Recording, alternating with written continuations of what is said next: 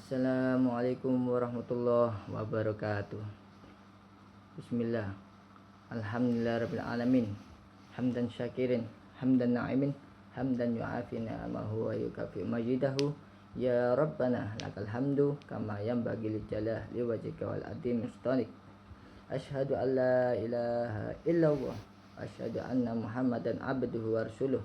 Allahumma shalli wa sallim ala sayyidina Muhammadin nuril anwar wa sirril asrar wa tilyaqil akhyar wa miftahi babil yasar sayyidina wa maulana Muhammad mukhtar wa alihi al-athar wa sabil akhyar atadami amillahi wa ifdali. Allahumma fir lana dunubana wa li walidayya warhamhum kama rabbahuna shighra. Allahumma rikuna fahman nabiyyin wa hifdzal mursalin wa ilhaman malaikatil muqarrabin. Allahumma iftah lana futuhal arifin. Allahumma faqih fid din wa alimna bi ta'wil. Rabbi shrah li sadri wa yassir li amri wahlul 'uqdatam min lisani yafqahu qawli. Amin. Allahumma amin bi rahmatika ya arhamar rahimin. Alhamdulillahirabbil alamin. Kita masih diberikan kenikmatan oleh Allah Subhanahu wa taala. Kenikmatan sehat wal afiat. Kenikmatan mata, di mana dengan mata kita bisa memandang keindahan-keindahan, keajaiban-keajaiban, keagungan Allah Subhanahu wa taala. Kenikmatan telinga, di mana dengan telinga kita keduanya bisa mendengar lantunan-lantunan asma-asma Allah Subhanahu wa taala. Kenikmatan lisan, dengan lisan kita bisa mengucapkan, melafadzkan kalimat-kalimat thayyibah. Kenikmatan tangan, kenikmatan kaki, semuanya. Mudah-mudahan dengan kenikmatan ini kita semakin dekat kepada Allah Subhanahu wa taala. Semakin meningkatkan iman kita kepada Allah Subhanahu wa taala. Lebih-lebih kenikmatan lahirnya Sayyiduna Muhammad. Karena dalam hadis dijelaskan bahwasanya jika tidak dengan Nabi Muhammad maka Allah Subhanahu wa taala tidak akan menciptakan seluruh alam. Maka kita wajib bersyukur atas lahirnya Nabi kita, Nabi yang kelak memimpin seluruh Nabi di hari kiamat. Bismillah, saya di sini mencoba untuk menerangkan, belajar, menjelaskan tentang sholat. Mulai dari sejarah sholat, apa itu sholat, rukun-rukunnya apa saja, sholat menurut 4 mazhab, Maliki, Hambali, Syafi'i, Hanafi. Tentu saja saya menjelaskan tentang sholat ini berdasarkan kitab-kitab yang saya pelajari dan dari guru-guru saya. Jadi untuk penjelasan kitab mungkin nanti saya tuliskan di deskripsi. Jadi saya di sini hanya menjelaskan secara berjalan. Baiklah, yang pertama yakni tentang sholat. Sholat menurut bahasa adalah doa. Nah, sedangkan untuk menurut istilah adalah suatu gerakan khusus yang mana diawali dengan niat, kemudian takbiratul ihram dan diakhiri dengan salam. Mungkin bisa dilihat dalam kitab Mabhatul Fiqhiyah atau kitab-kitab fikih lainnya. Kitab tentang sholat bisa dilihat. Nah, jadi sholat itu gerakan diawali dengan takbiratul ihram, kemudian diakhiri dengan salam. Kemudian selanjutnya yakni tentang sejarah sholat. Sejarah sholat tidak bisa lepas dengan kisah Nabi Muhammad SAW, yakni Isra Mi'raj. Nah, dalam Isra Mi'raj ini Allah memberikan suatu kejadian-kejadian aneh, kejadian luar biasa, di luar akal kita. Yang pertama yakni Allah mengisrakan Nabi Muhammad karena di tahun tersebut untuk menghibur Nabi Muhammad. Jadi Nabi Muhammad itu sedih karena ditinggal 2 orang yang paling spesial, yakni Sayyidatuna Khadijah dan paman beliau yang membantu perang, mensupport. Nah, dengan kesedihan ini Allah Subhanahu wa taala tidak ingin kekasihnya sedih. maka diajaklah jalan-jalan, yakni Isra Mi'raj. Nah, Isra Mi'raj ini terdapat dalam surat Al-Isra, yakni ayat pertama. Bisa dilihat dalam Al-Quran, bisa dilihat tafsir, ya, tafsir yang paling terkenal lah, tafsir Jalalain, yang dimana ditulis oleh Imam Suyuti dan dua Imam Mahali. Jadi Jalalain, dua Jalaluddin Mahali, Jalaluddin Suyuti. Nah, dijelaskan bahwasanya dalam tafsir tersebut, yakni juz 15, Subhanalladzi asra bi'abdihi lailan minal masjidil haram ilal masjidil aqsa. Nah, ya, saya mencoba untuk mengartikan kata per kata. Subhana di sini menggunakan kalimat subhana, yakni mensucikan Allah. Jadi bisa saja Allah tidak menggunakan kata subhana karena sudah yakin Allah itu benar-benar suci, terhindar dari ketidakmampuan. Kenapa Allah menggunakan kata subhana? Untuk lebih memantapkan, meyakinkan bahwa Allah Subhanahu wa taala benar-benar maha suci. Subhanalladzi asra bi abdi, yakni menjalankan hambanya. Hambanya ini siapa? Yakni Nabi Muhammad. Bi abdi. Nah, ini ada beberapa riwayat bahwasanya Nabi Muhammad itu Isra wal Mi'raj itu hanya dengan ruhnya, seperti hadis Siti Aisyah kalau nggak salah, terangkan bahwa Nabi Muhammad hanya Isra Mi'raj itu ruhnya saja, badannya tetap di samping beliau duduk itu. Nah, hanya ruhnya saja. Namun keyakinan kita, yakni sebagai Ahlussunnah wal Jamaah, bahwa Nabi Muhammad Isra wal Mi'raj itu ruh dan badannya. Nah, maka dari itu Allah menggunakan kata bi'abdihi, tidak menggunakan kata birruhihi, dengan ruhnya saja, juga tidak dengan jasadnya saja, apalagi jasadnya tidak menggunakan dengan kata bil jasadi. Nah, maka dari itu Allah menggunakan bi'abdihi, yaitu ruh dan jasad diperjalankan oleh Allah. Lailan. Nah, lailan ini dalam kaidah bahasa Arab atau di bahasa Arab itu dikenal dengan dua isim, nakiroh dan ma'rifat. Nah, Allah menggunakan kata lailan, isim nakiroh, karena hanya di suatu malam. Jadi tidak di satu malam. Jadi di suatu malam itu tidak penuh satu malam. Nah, bisa dipahami ya. Jadi Nabi Muhammad itu diisrakan, diperjalankan oleh Allah itu di suatu malam, bisa saja hanya 1 jam, 2 jam, 3 jam. Nah, karena itu Allah menggunakan kata lailan, bukan al-lailan, isim ma'rifat. Jadi hanya menggunakan lailan, isim nakirah, beberapa jam di malam itu.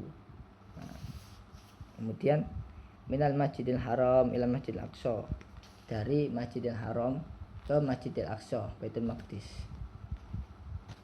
Nabi Muhammad Isra menggunakan apa? Menaiki apa? Yakni menaiki sebuah kendaraan buruk. Nah, apa itu buruk? Di tafsir Jalalain juga dijelaskan sedikit tentang buruk. Buruk yakni seekor hewan yang berbulu putih, tingginya lebih dari keledai tetapi lebih pendek daripada bigol. Seperti itu ya, tidak bisa dibayangkan sih, tidak berjenis kelamin. Bisa juga dilihat dalam kitab Nurud Dolam karya Syekh Nawawi. Nurud Dolam ini adalah kitab syarahnya Aqidatul Awam. Nah, Aqidatul Awam karya Syekh Maryuki, bisa dilihat, dicek di bait-bait tengah-tengah kalau nggak salah itu dijelaskan tentang buruk. Nah, jadi buruk itu berlari cepat, seret. Nah, kalau naik itu seperti kakinya itu memanjang. Nah, kalau turun kaki depannya itu memendek. Nah, mungkin bisa dipahami seperti itu.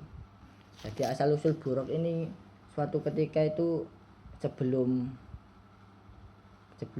naik buruk ini sudah ada lebih jauh beberapa ribu tahun di sebuah taman-taman buruk. Jadi Allah itu menciptakan banyak sekali buruk. Nah, sekian buruk itu kelak akan menjadi tumpangan Nabi Muhammad hanya satu. Nah, suatu ketika malaikat Jibril disuruh oleh Allah Subhanahu wa taala untuk mencarikan buruk pilihan terbaik untuk tunggangan Nabi Muhammad. Pergilah malaikat Jibril alaihissalam ke taman-taman buruk. Nah, melihat buruk-buruk yang banyak sekali itu dengan riang gembira. Buruk ini sangat gembira, gemuk, suka makan karena sangat keinginan untuk bisa ditumpangi Rasulullah.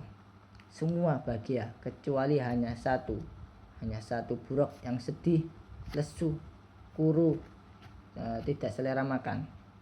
Maka malaikat Jibril alaihissalam menghampirinya. Ada apa denganmu, wahai buruk? Kenapa engkau terlihat sedih, lesu, khawatir? Dijawablah oleh buruk, bagaimana saya tidak sedih, wahai malaikat Jibril? Karena Allah setelah menciptakan kami buruk-buruk, itu Allah berkata bahwasanya kelak akan hanya satu yang bisa menjadi tumpangan kekasihnya, yakni Nabi Muhammad. Nah, setelah mendengar itu, saya hasilnya buruk itu sedih, khawatir, saking khawatirnya tidak bisa menjadi tumpangan kekasih Allah, Nabi Muhammad. Sedih jadi tidak selera makan. Mendengar cerita-cerita bla bla bla ini, maka malaikat Jibril menjadikan buruk tersebut diambillah, kemudian diberikan kepada Rasulullah untuk sebagai tumpangannya. Nah, seperti itu mungkin sedikit cerita tentang buruk. Nah, setelah diberikan ke Nabi Muhammad, ditumpangilah dari Masjidil Haram ke Masjid Aqsa. Pokoknya cepat lah, gak bisa dibayangkan. Nah, setelah sampai di Masjidil Aqsa, buruk tersebut diikat, dicancang lah di tempat tersebut, ya yang sudah disiapkan lah. Nah, di sebelah mananya saya tidak tahu. Nah, pokoknya diikat. Nah, setelah diikat, Rasulullah mengimami melaksanakan sholat 2 rakaat. Nah, para ulama ini ya mengatakan 2 rakaat ini mungkin sholat hajat, mungkin sholat tahiyatul masjid atau apalah, bisa dilihat dalam kitab Nur Dolam. Nah, sholat 2 rakaat ini diikuti seluruh malaikat dan seluruh para nabi. Jadi ulama ini menggambarkan itu ya gimana ya, baris pertama itu para malaikat, baris kedua, ketiga para nabi, para rasul, itu semua ikut sholat di belakang Rasulullah. Ada yang mengatakan hanya rohnya saja yang sholat, jasadnya tetap di kuburan. Ada yang mengatakan ikut sholat tapi tetap di kuburannya, jadi tidak ikut di masjid. Ada saja yang mengatakan ikut sholat jasad dan rohnya para nabi dan malaikat itu di Masjid Al-Aqsa tersebut. Kemudian setelah sholat, kemudian Nabi Muhammad naik Mi'raj, naik ke langit. Nah, ada 2 pendapat. Naiknya Rasulullah itu tetap menggunakan buraq naik, dan pendapat kedua menggunakan tangga, jadi kayak eskalator, tangga, seret, naik tapi cepat, seret, ya tidak bisa dibayangkan lah, seperti itu. Naiklah, singkat cerita di pintu pertama. Ya, ini naiknya itu bersama malaikat Jibril. Pintu pertama, langit pertama, ketok, tok tok tok. Oh, ya bukan seperti itu maksudnya itu. Seperti itulah. Permisi. Terus dijawab, siapa kamu? Malaikat Jibril. Ada apa? Saya diutus oleh Allah mengantarkan Nabi Muhammad. Kemudian dijawab oleh langit, apakah Allah sudah mengutusnya? Maksudnya sudah memerintahkan? Sudah. Bersama siapa? Nabi Muhammad. Nah, kemudian itu terbukalah langit pertama. Di langit pertama bertemu bertemu malaikat, bertemu nabi. Jadi setiap nabi, setiap langit itu ada nabi-nabinya, penunggunya. Nah, di tafsir Jalalain ada dijelaskan. Jadi langit pertama dihuni oleh Nabi Adam. Kemudian Nabi Adam menyambutnya dan mendoakannya kebaikan. Kemudian naik lagi ke langit kedua. Tok tok tok, siapa? Dengan siapa? Untuk apa? Apakah Allah sudah mengutusnya? Sudah, bla bla bla bla. Habis itu malaikat langitnya terbuka. Di langit kedua dihuni oleh Nabi Yahya dan Nabi Isa kalau nggak salah. Nah, kemudian naik lagi ketiga bertemu Nabi Yusuf yang sangat ganteng. Terus keempat ketemu Nabi Idris.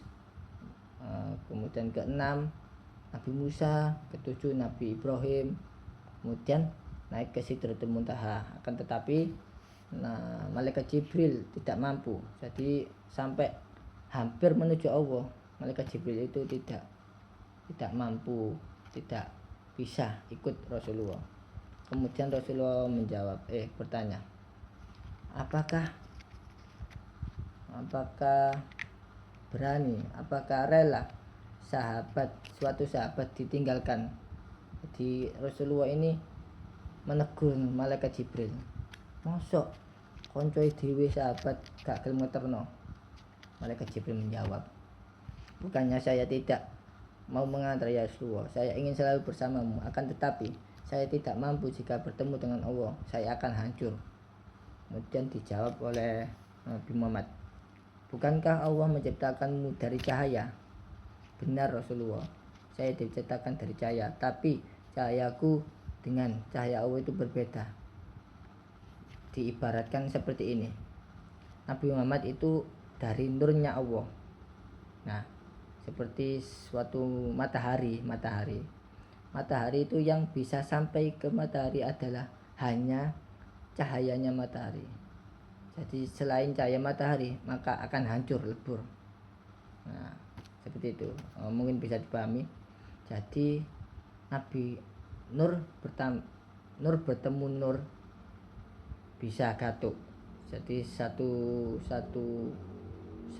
referensi lah. Jadi selain nurnya Allah tidak bisa bertemu, akan hancur. Diibaratkan seperti matahari tadi yang hanya bisa sampai ke matahari adalah hanya cahaya matahari sendiri.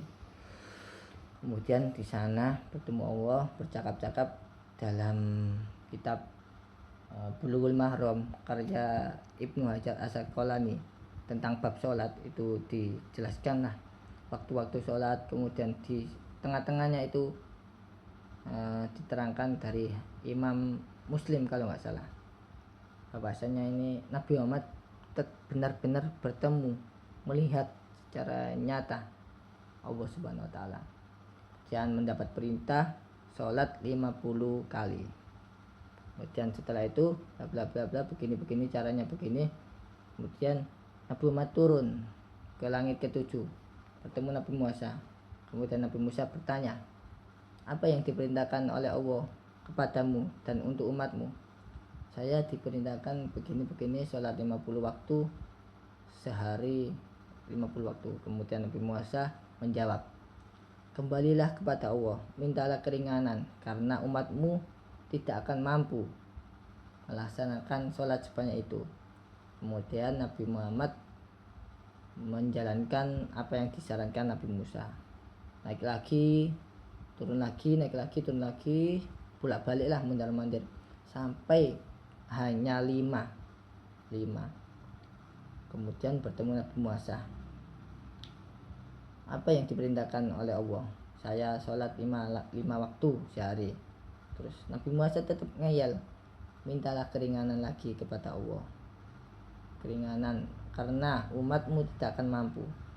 Nabi Muhammad menjawab, sudah wahai Musa, saya tidak mau lagi bertemu Allah. Dalam artian ini sungkan, malu. Karena apa? Sudah dari 50 sampai 5, mosok yo minta lagi keringanan. Sungguh luar biasa. Kemudian Allah itu menjelaskan bahwa sholat 50 waktu itu diringkas menjadi 5. Jadi setiap satu waktu itu nilainya 10. Nah, jadi 5 maka nilainya 50. Diringkas jadi 5 waktu. Kemudian Allah berfirman itu begini. Setiap orang yang memiliki niat kebaikan, maka Allah membalas kebaikannya itu 1. Jika menjalankan niat kebaikan tersebut, maka Allah melipat gandakan menjadi 10. Nah, berbeda dengan jika seseorang berniat keburukan, maka belum dicatat. Jika keburukannya dilaksanakan, maka Allah mencatat 1 keburukan. Itulah kenikmatan kita sebagai umat Rasulullah. Bagaimana tidak? Rasulullah menjadi nabi penutup, nabi terakhir, nabi terbaik, nabi yang kelak memimpin seluruh makhluk di bumi, manusia di bumi kelak di akhir di hari kiamat, memimpin. Panji Rasulullah di depan. Bahkan sampai-sampai Nabi Musa, Nabi Adam dan nabi lainnya iri ingin menjadi umat Rasulullah. Betapa hebatnya Nabi Muhammad, yang kita saja gimana ya, malulah sebagai umat Rasulullah. Nabi-nabi lainnya saja ingin menjadi umat Rasulullah, sedangkan kita yang umatnya tidak bangga, tidak takjub, tidak mengagung-agungkan Rasulullah. Allahumma sholli ala sayyidina Muhammad. Bahkan Nabi Adam itu iri. Dalam kitab Nasuhul Ibad kalau nggak salah itu, Nabi Adam iri kepada Nabi Muhammad karena Nabi Muhammad diberikan 4 keistimewaan dibanding saya. Yang pertama yakni saya, Nabi Adam, melakukan 1 kesalahan sudah diberikan oleh Allah Subhanahu wa taala, dikeluarkan dari surga. Hanya 1 kesalahan langsung diazab. Maksudnya tidak diazab, diberikan musibah, maksudnya itu diberi pelajaran, dikeluarkan dari surga. Sedangkan umat Nabi Muhammad tidak diberi kesempatan untuk tobat. 1 kesalahan, 2 kesalahan, sampai beribu-ribu, tidak langsung diberikan azab oleh Allah Subhanahu wa taala. Itu yang pertama. Jadi nunggu, Allah itu nunggu kita umat Nabi Muhammad untuk bertobat. Ayo tobat meskipun sering melakukan kesalahan. Yang pertama. Yang kedua, Nabi Adam itu melakukan kesalahan di surga. Ingat, di surga. Nah, setelah 1 kesalahan langsung dikeluarkan oleh Allah Subhanahu wa taala. Nah, sedangkan kita melakukan kesalahan di dunia, meminta ampun, bertobat, kelak dimasukkan ke surga. Sungguh luar biasa umat Nabi Muhammad. Yang kedua. Dan yang ketiga, Nabi Adam itu melakukan kesalahan 1, itu waktu itu memakai pakaian, jadi menutup aurat lah. Nah, setelah melakukan kesalahan, Allah melepasnya. Jadi Nabi Adam itu bugil, gimana ya? Maksudnya itu tidak pakaian, langsung dicabut oleh Allah. Bahkan di surga itu diriwayatkan ada tanaman itu yang melindungi Nabi Adam. Tanaman apa itu? Saya nggak tahu. Nah, langsung dipisahkan juga dengan Ibu Hawa. Sedangkan kita umat Nabi Muhammad melakukan kesalahan itu berpakaian, tapi tetap Allah mengampuni kita, bahkan tidak memisahkan kita dengan keluarga, dengan saudara. Nah, itulah keistimewaan yang diberikan Allah kepada Nabi Muhammad dan umatnya. Dan yang terakhir nomor 4, yakni Nabi Adam itu meminta ampun kepada Allah, namun tidak diampuni. Nah, tidak diampuni sampai beberapa tahun lah. Kemudian Nabi Adam itu sungguh benar-benar menyesal dan sampai ke Mekah, maksudnya itu berjalan dan sudah sampai ke Mekah, Nabi Adam memohon ampun kepada Allah dan diampuni. Nah, itu Nabi Adam di Mekah. Nah, lalu diampuni oleh Allah Subhanahu wa taala. Berdoa. Ya, itu saja Nabi Adam berdoanya bertawasul dengan Nabi Muhammad. Dalam hadis Ibnu Umar, bisa dilihat dalam kitab Riyadhus Shalihin atau kitab-kitab hadis lainnya. Itu Nabi Adam itu berdoa dengan nama Muhammad. Ya Allah, ampuni dosaku ya Allah, dengan keagungan nama Muhammad. Kemudian Allah menjawab, kamu tahu siapa Muhammad? Kemudian Nabi Adam menjawab, itu adalah makhluk yang paling mulia, karena di suatu ketika engkau menciptakanku dengan kedua tanganmu, dengan kekuasaanmu, lalu meniupkan ruh ke dalam tubuhku, lalu saya angkat kepala saya, maksudnya ke atas ini, saya melihat tulisan Nabi Muhammad, maksudnya tulisan La ilaha illallah Muhammad Rasulullah di tiang-tiang arsy. Nah, dengan nama tersebut mustahil jika makhluk tersebut tidak sangat mulia. Karena apa? Nama disandingkan dengan namamu. Nah, maka dari itulah saya meminta ampun kepadamu dengan tawasul kepada Nabi Muhammad. Setelah itu diampuni. Sedangkan kita umatnya Nabi Muhammad tidak, berbeda. Dimanapun melakukan kesalahan dan dimanapun kita bertobat, maka seketika itu Allah Subhanahu wa taala menerima tobat kita. Sungguh luar biasa. Kembali lagi ke pembahasan. Sampai mana tadi? Ya, Isra Mi'raj lah. Dan setelah bertemu Nabi Musa mondar mandir sampai 5, kemudian selesai turun kembali dan menyebarkan ke umatnya, memberikan perintah kepada umatnya untuk melaksanakan sholat 5 waktu. Nah, mungkin itu sejarah sholat, bisa dilihat kitab-kitabnya. Kemudian setelah Isra Mi'raj, maka yang saya akan belajar menjelaskan yakni tentang rukun-rukun sholat. Jadi sholat menurut 4 mazhab. Bentar. Nah, bisa dilihat dalam kitabnya Ustadz Abdul Somad yang 77 masalah populer tentang sholat. Bisa dilihat di situ.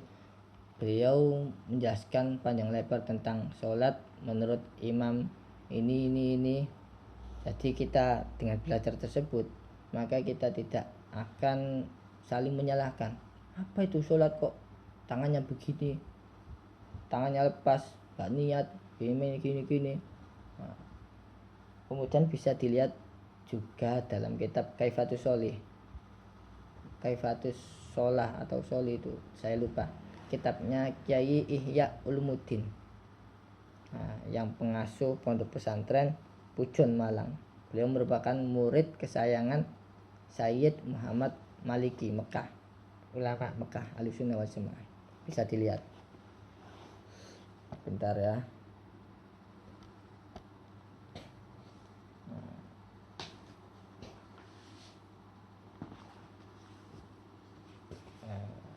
Kaifatus Sholih, ya Kaifatus Sholih, tuntunan sholat. Jadi dalam kitab tersebut dijelaskan panjang lebar dan juga hadis-hadisnya. Hadis ini, niat ini, bacaan iftitah, banyak sekali.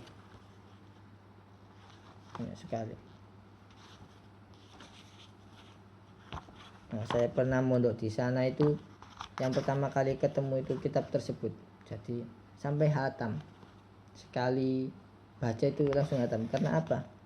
Sangat enak, ringkas, ada gambar-gambarnya, jadi agak tidak membuat kita jenuh. Tulisan semua, ini ada gambar-gambarnya.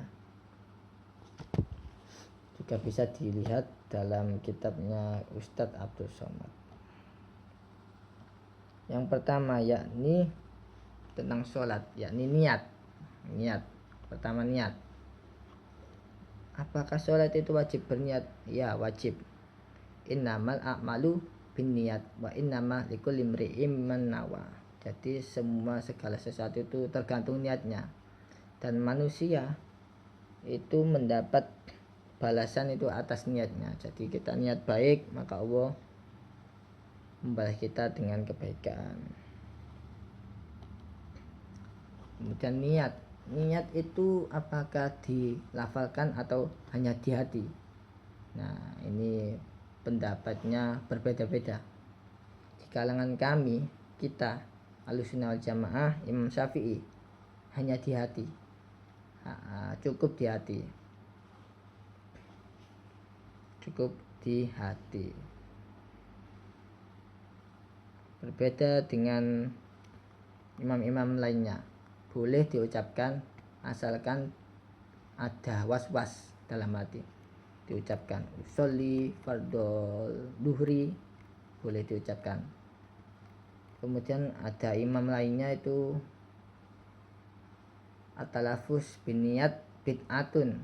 Jadi melafalkan niat itu hukumnya bid'ah, tidak disyariatkan. Itu pendapat imam lainnya. Jadi kita tidak bisa menyalahkan karena itu pendapat, bebas berpendapat. Setelah niat yakni takbiratul ihram. Jadi ada dua pendapat takbiratul ihram ini. Ada yang sampai di telinga, jadi sampai sini. Ada yang sampai dada sini. Jadi ada dua pendapat. Jadi kita kalau melihat orang itu sholat sampai di dada, itu ada riwayatnya, semua ada sampai telinga. Namun kebanyakan kita Imam Syafi'i. Nah, kenapa kok saya sering Imam Syafi'i? Karena saya berpendapat Imam Syafi'i, mengikuti Imam Syafi'i. Jadi sampai di sini Imam Syafi'i takbiratul ihram. Mana kitab ini ya? Bentar.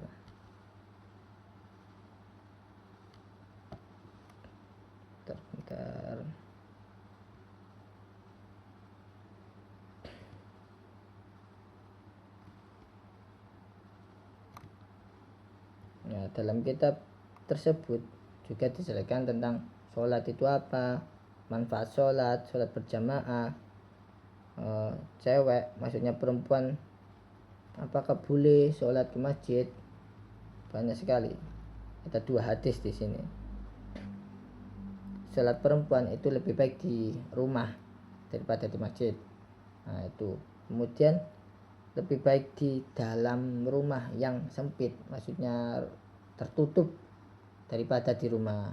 Jadi lebih baik tertutup, semakin tertutup semakin lebih baik. Itu pendapat pertama. Pendapat kedua, diperbolehkan berjamaah ke masjid asalkan tidak ada fitnah.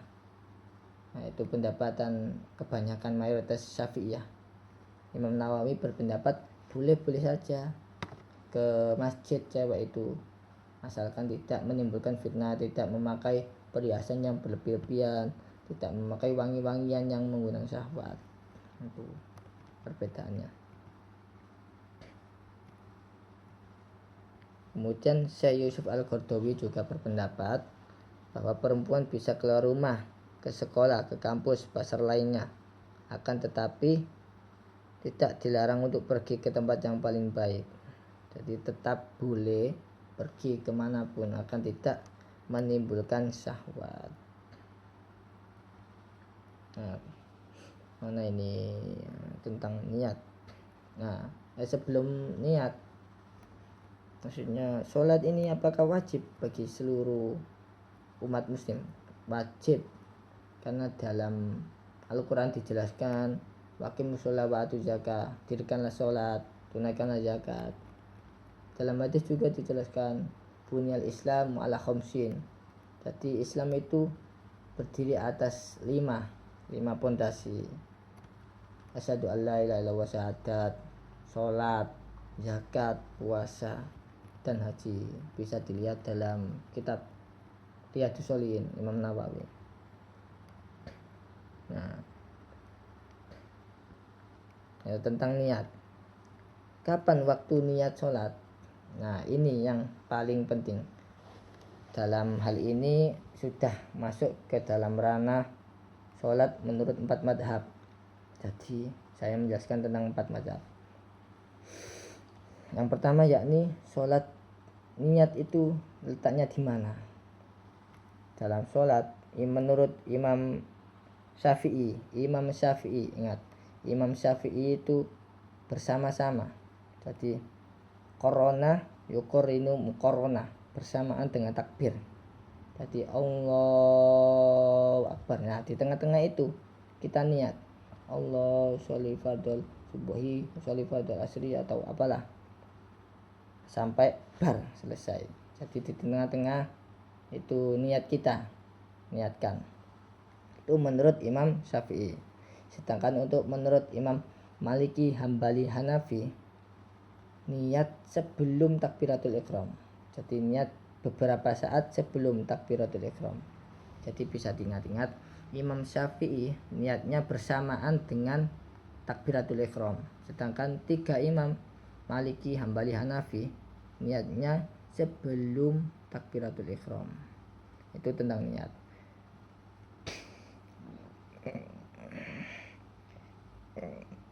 Nah, kemudian letak, maksudnya letaknya tadi, maksudnya posisi sampai telinga dan juga sampai dada. Ada 2, telinga dan dada. Namun kebanyakan Imam Syafi'i di sini, mayoritas Syafi'i di sini. Namun untuk laki-laki lebih baik di sini, sedangkan untuk perempuan lebih baik di dada. Sampai sini saja. Allahu Akbar. Allahu Akbar. Nah, sini. Yang tidak ada hadisnya, tidak ada tuntunannya, yakni mengangkat tangan sampai sini. Allahu Akbar. Itu tidak ada. Itu gawe-gawe dewe. Dikira semakin angkat ke atas semakin banyak pahala. Itu sesat itu.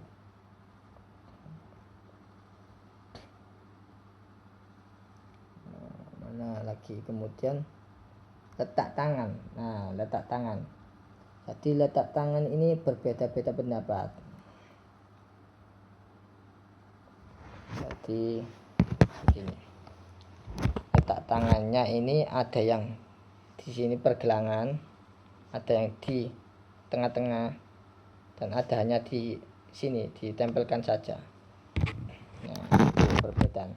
Ada yang di pergelangan, ada yang di tengah, ada yang begini saja. Perbedaan pendapat. Jadi wajar-wajar saja. Kemudian posisi tangan. Nah, posisi tangan ini penting. Posisi tangan.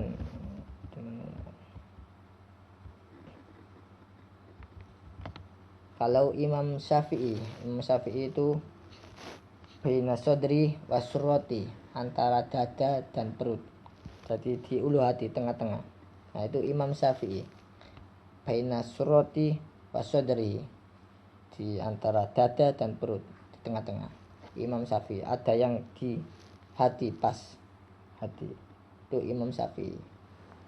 Ada yang di sini, itu Imam Hanafi atau siapa. Pokoknya ada di atas dada, di tengah-tengah, ada yang di bawah dada. Tahta suroti, ada di bawah dada. Kemudian ada yang melepas tangan. Jadi jangan heran jika ada sholat yang Allahu Akbar lepas tangan.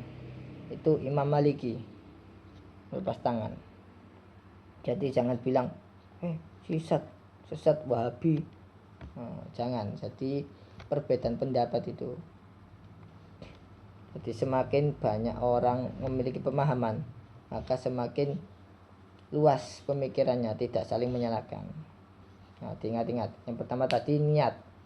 Niatnya menurut Imam Syafi'i, korona mukorinu yukorina. Intinya itu berbarengan dengan takbiratul ihram. Allahu Akbar. Jadi panjang. Allahu Akbar. Itu Imam Syafi'i. Sedangkan Maliki, Hambali, Hanafi niatnya sebelum takbiratul ihram. Allahu Akbar. Nah, itu. Kemudian letak tangannya kanan di kiri. Nah, jangan gini. Nah, gini. Di pergelangan di tengah-tengah, kemudian ada yang hanya ditempelkan. Tuh. Kemudian letak tangannya di menurut Imam Syafi'i baina sodri wa surati, di antara dada dan perut, di tengah-tengah. Kemudian ada yang di hati, itu Imam Syafi'i. Sedangkan Imam Maliki ada yang di sini dan dilepas, itu Imam Maliki dilepas. Kemudian ada yang di bawah perut, tahta surati, nah, di bawah pusar, itu ada. Itu masalah letak tangan. Kemudian selanjutnya yakni masalah doa iftitah. Nah, iftitah. Hukum bacaan iftitah ini hanya sunnah. Jadi tidak membaca iftitah boleh. Jangan wajib iftitah. Nah, itu menurut guru siapa itu? Nah, tidak ada, hanya sunnah. Banyak sekali bacaan-bacaan iftitah.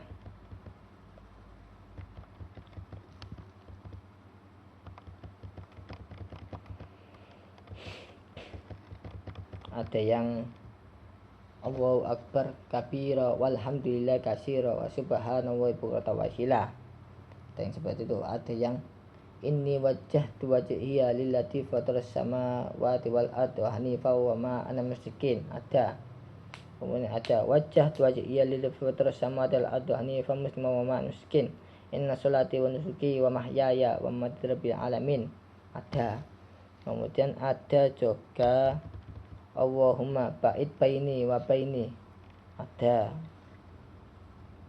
yang subhanaka Allahumma wa bihamdika wa tabarakasmuka wa ta'ala juga ada.